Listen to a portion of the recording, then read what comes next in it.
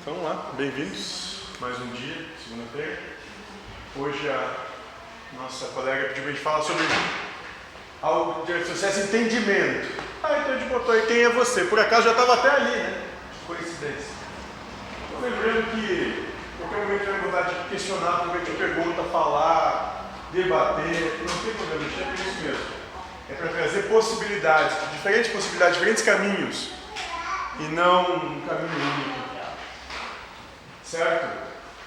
Então a proposta vai falar sobre o seguinte: quem é você? A desconstrução de você. E a gente vai dizer que durante um diálogo nos nossos trabalhos, questionamos a um questionador, que vai gostar muito de perguntar. Ele fez a seguinte pergunta para ele: quem é você? Grande pergunta, não? Os seres humanizados convivem consigo mesmos durante décadas e nem sabem quem são.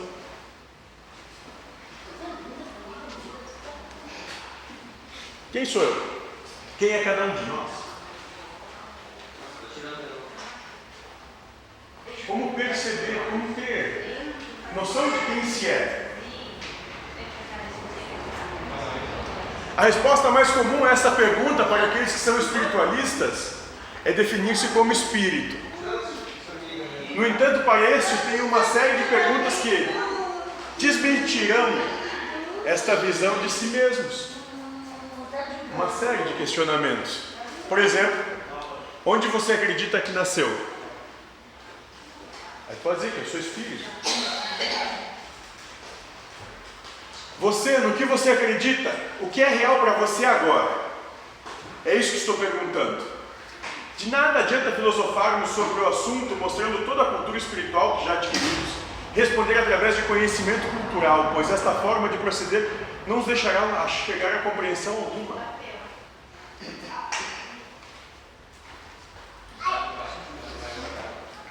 Que adianta me responder que é espírito, nasceu no universo, é gerado por Deus, se agora, nesse momento, você não vive essa realidade.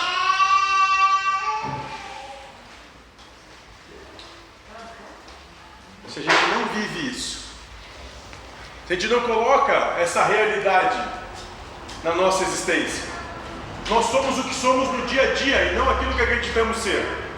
Somos as verdades com as quais convivemos sobre nós mesmos no cotidiano e não aquilo que culturalmente conhecemos. Então, qual é a verdade que a gente vive no nosso dia a dia? Porque é isso que nós somos. Nós somos essa verdade que nós colocamos na nossa vida. Eu sou mãe, pai, marido, esposa, vizinho, cônjuge, filho, irmão, enteado, cunhado, sogra, genro, nora.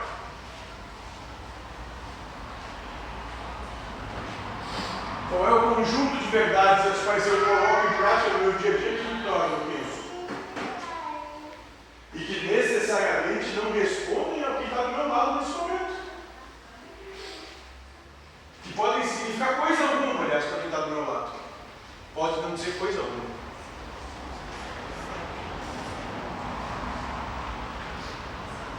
Qual a sua realidade de hoje? O que acredita sobre você hoje?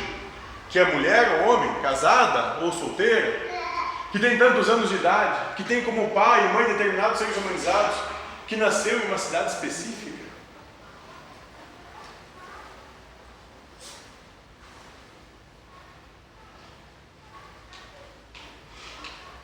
Porque são as realidades com as quais a gente convive o dia todo, que nos formam, que formam o que a gente acredita ser. A resposta a essas perguntas forma um conjunto de verdades que acredita ser você, pois são elas que determinam a sua identidade atualmente e não aquilo que culturalmente diz ser. Olha bem interessante.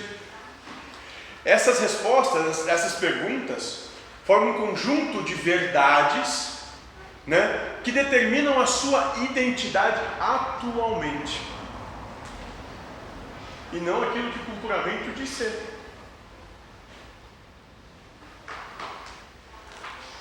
Entende que nós somos o que nós colocamos em prática.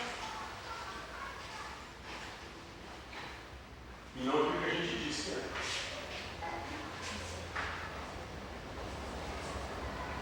Mas nada disso que que crê ser você mesmo é do espírito, do mundo espiritual. Tudo isso pertence à materialidade, à vida humana. Portanto, me responder que você é um espírito, de nada vale para o conhecimento da realidade e em nada ajuda no aprendizado do controle da sua mente como instrumento de elevação espiritual. Pois que esse é o nosso trabalho aqui. Dar ferramentas para ter controle emocional e através desse controle emocional não seguir a porta larga.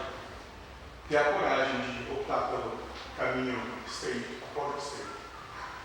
Porque o que impede de todos seguirmos essa porta estreita é a falta desse controle emocional para todos nós. A falta desse domínio das posses, paixões e desejos, que é o que move a mente.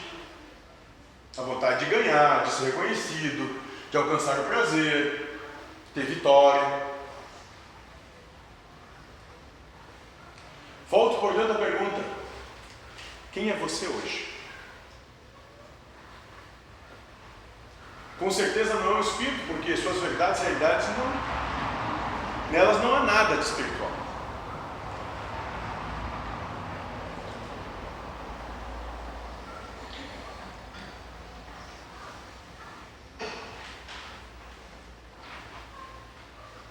Talvez isso seja algo que devesse começar a mover um pouquinho mais a gente.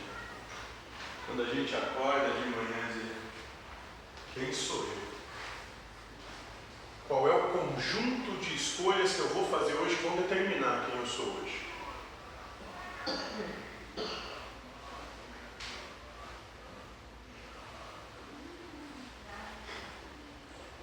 Eu diria o seguinte sobre você ou qualquer outro ser humanizado: você é um espírito, mas está um ser humano, e aquilo que está é o que é.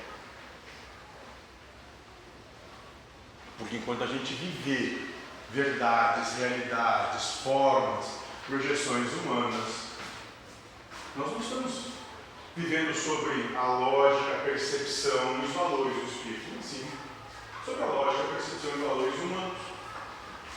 Então estamos humanos, todos nós.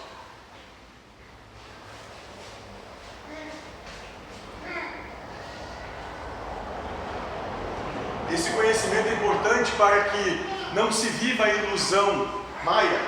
A gente tanto fala aqui, essa ilusão que é o mundo, que a mente diz que é o mundo, de que se pode agir espiritualmente enquanto estiver humanizado. Não dá. Enquanto não assumir o que está, mas que não é, como mudar a si mesmo? Então a proposta é que, compreendendo a situação onde que a gente se encontra, percebendo, caindo na real, aí sim a gente pode começar a trabalhar assim mesmo. Sabe que talvez o primeiro grande passo para a gente poder aprender a tocar a vida é declarar que a gente não sabe tocar ela. Porque enquanto a gente tiver a presunção de saber qualquer coisa, a gente não tem entrega ao processo.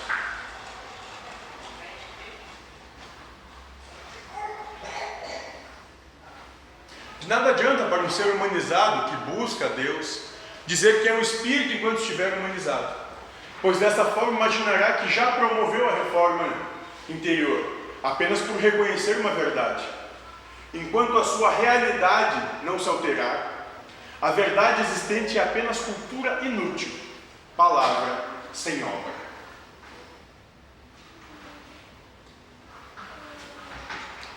Começo a compreender que é uma proposta um pouco mais profunda, de que para viver assim, tem que viver sobre esses valores.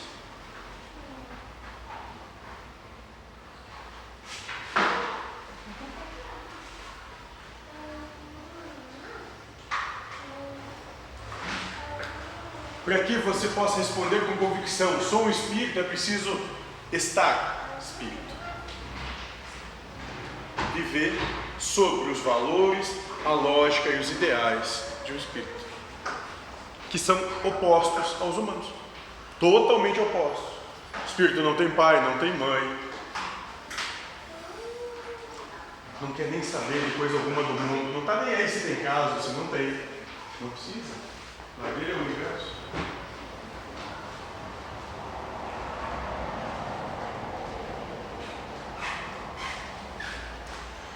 E aí o questionador foi nos perguntar, quer dizer que enquanto eu estiver encarnado, não poderei ser um espírito?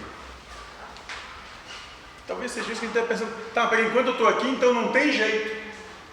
Eu não posso ser um espírito. Mas não é bem por aí, não é isso que a gente disse.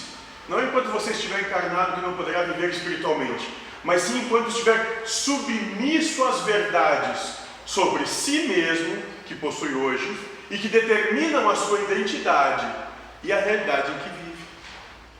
Enquanto nós nos escravizarmos ao sistema humano de vida, essa percepção de realidade de tem que ter para ser e tem que ser para poder, nós vivemos como isso.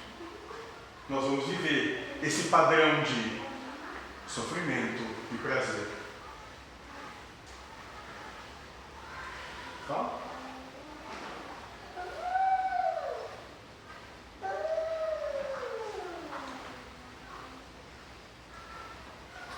O que é um ser humanizado? O que nós somos, então? É um espírito que está com sua consciência espiritual encoberta pelo que é chamado de véu do esquecimento, e no lugar desta é guiado por um ego. Ou seja, Josué, Lindomar, Alziro, Juliano, então, Maio. Guiado por um ego. Uma mente temporária criada para uma encarnação. Enganamento disfarçado. Sabe por que é assim? Porque isso vai acabar. E é logo. É rápido. Quem tem um pouco mais de idade sabe dizer, a vida passa pelo sopro. O interessante é que a gente deixa de viver a vida real, a realidade que acontece debaixo dos nossos olhos, porque fica preocupado com coisas que nem sabe se realmente vão acontecer.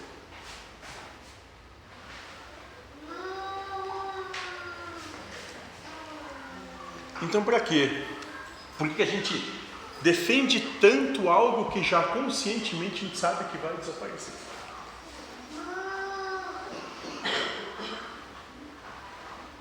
Por que a gente faz isso o tempo todo? E aqui a gente não está com isso apontando que seja um exercício que propõe reflexão individual de cada um. Quais são as verdades, sobre quais objetivos, sobre quais valores eu me movimentei hoje, que transformaram quem eu sou e esse gerado movimento que vai trazer para mim nos próximos dias, que valores eu galguei com isso, onde é que eu vou chegar com isso.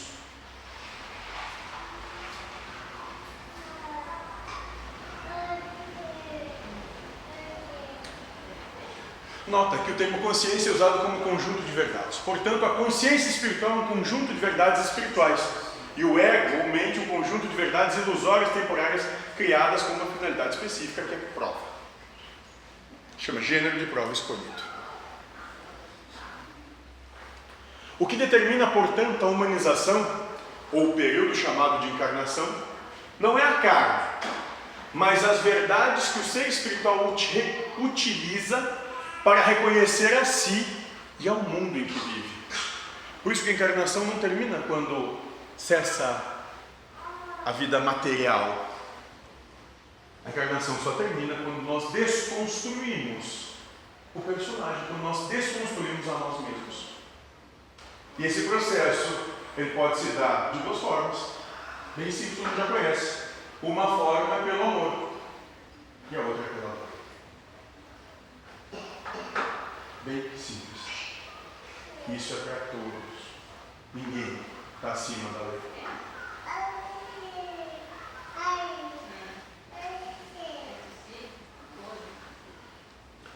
Estas verdades não são geradas pela carne, mas sim pelo ego.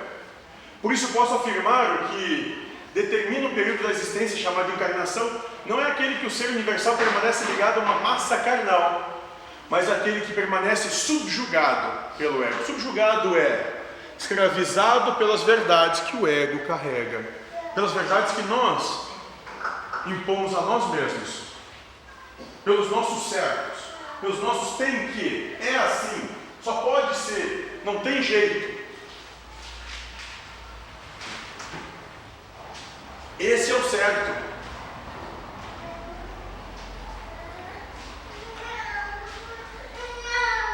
Quem consegue promover a reforma íntima, libertando-se da ação do ego, tornando-se senhor da mente, não sai da carne, continua vivendo ligado a esta massa densa, mas pode voltar à sua realidade de ser espírito. Com isto, será e estará espírito e nada mais restará da humanização e a encarnação, oportunidade dada por Deus para a elevação espiritual, acabará sem que para isto precise morrer, desencarnar. Essa é uma proposta de Deus.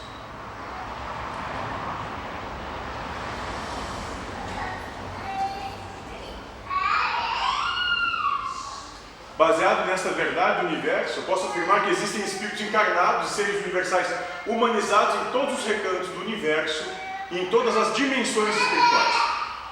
Assim como existem seres universais ligados à matéria densa, libertos da ação do ego. Também há espíritos que se desligam da carne, mas continuam submissos ao ego e, portanto, ainda estão humanizados, apesar de não serem mais reconhecidos como seres humanos.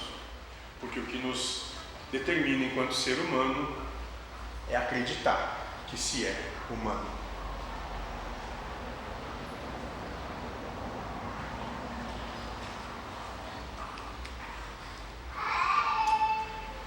Então ele continua perguntando, um exemplo de espírito fora da carne, mas preso ao ego humano. Como é que funciona isso? Como é que se dá isso? Um exemplo de alguém nessa situação são os chamados fantasmas. Eles ainda acreditam nas verdades genéricas do ego. Seu nome, suas posses, sua família. Estão ligados às coisas ainda do mundo. E vivem dentro dessa realidade sem ao menos se dar conta de que não mais estão presentes na vida material. Ou seja, quando cessa a existência carnal, quando termina a vida na carne, se nós não tivermos uma consciência amplificada, nós vamos acreditar que nada mudou. Porque o espírito o corpo pode ter um ataque cardíaco caído ali, mas o espírito continua andando, nem está conta. Porque continua ligado à ideia de ser o que é enquanto carnal. E segue, vai para o trabalho, conversa com as pessoas, e cria as pessoas mentalmente para conversar o outro. O tempo todo. Imerso numa ilusão dentro da própria ilusão. Até que, normalmente, por muito sofrer, se desliga disso. Muito sofrer.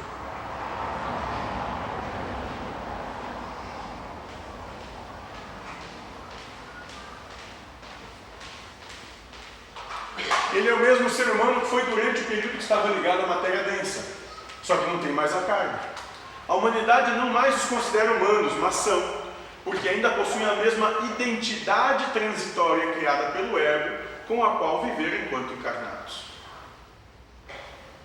Esses que continuam acreditando.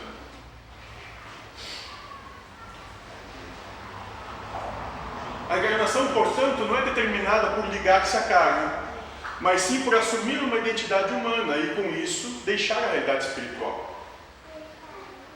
Então, respondendo à sua pergunta, então a identidade espiritual pode ser vivenciada sem que para isso seja preciso desencarnar.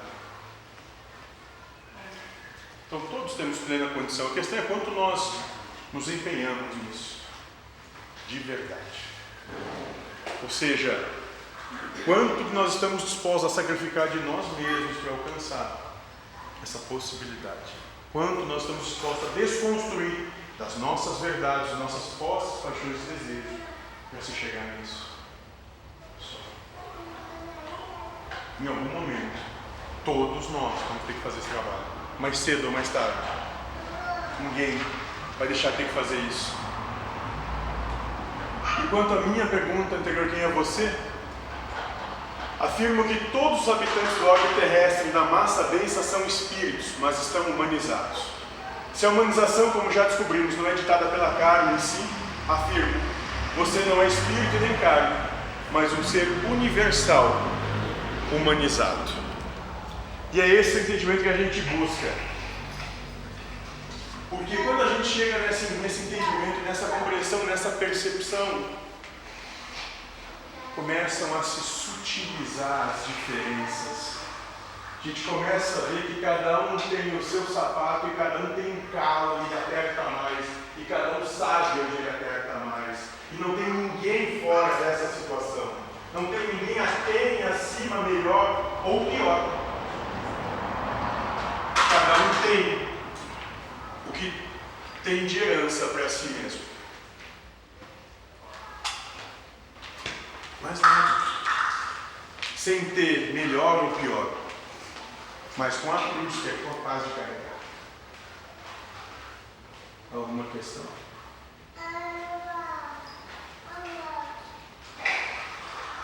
Não? Então vamos lá.